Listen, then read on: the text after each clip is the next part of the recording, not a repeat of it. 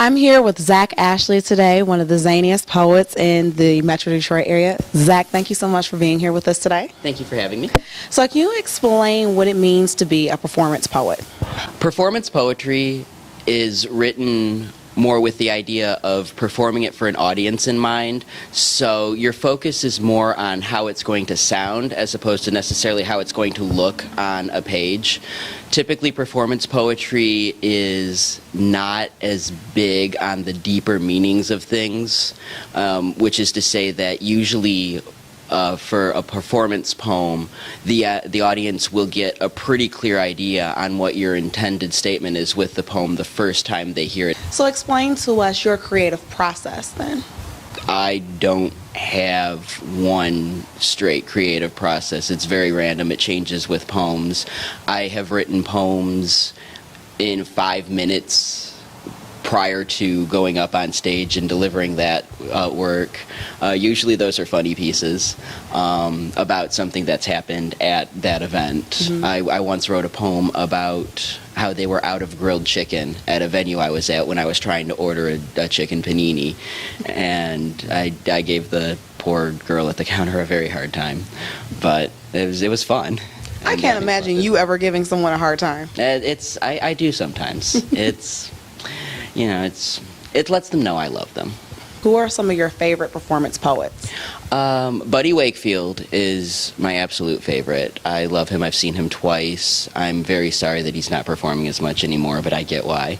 I also really enjoy Saul Williams, Taylor Motley, Andrea Gibson, Mike McGee, Derek Brown. I really could go on and on with that list. But there's quite a few on my iTunes. So could you tell us the name of the poem that you're going to be performing for us today? I'm going to be doing a poem called Asleep by Indigo. Wonderful. Ladies and gentlemen, Zack Achley.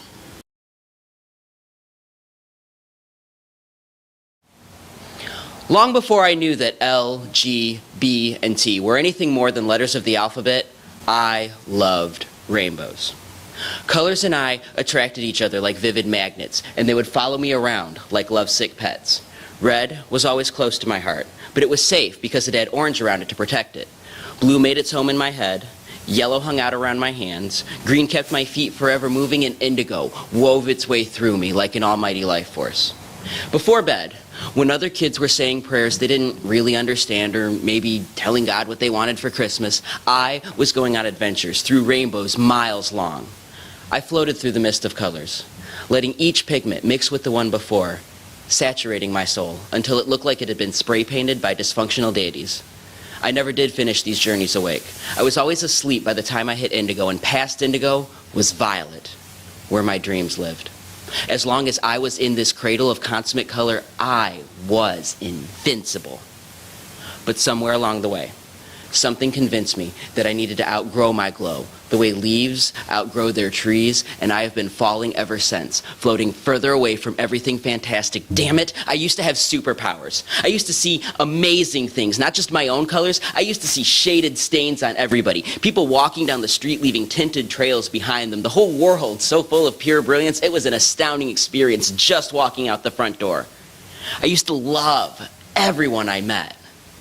I used to mean it when I smiled. I used to be amazing.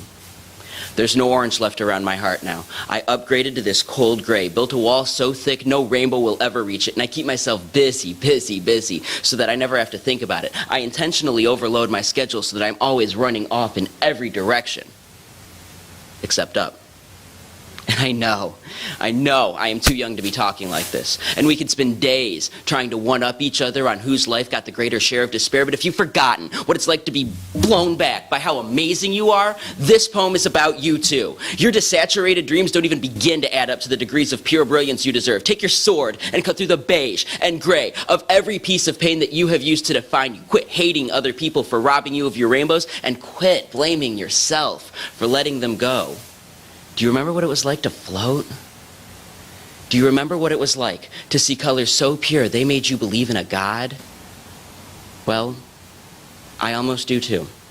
So tonight, Instead of praying, I am going on the prowl for prisms. I might tentatively tiptoe into red, but I will dive into orange, and you'd better be there. It's not even a long trip. Bring your blankets and your teddy bears and leave your laptops behind, because tonight we are going to run through rainstorms of radiance straight towards the sun, and if we get separated along the way, that's okay. But don't you ever stop chasing that rainbow. When you get there, I'll be waiting for you. Won't even be hard to recognize me.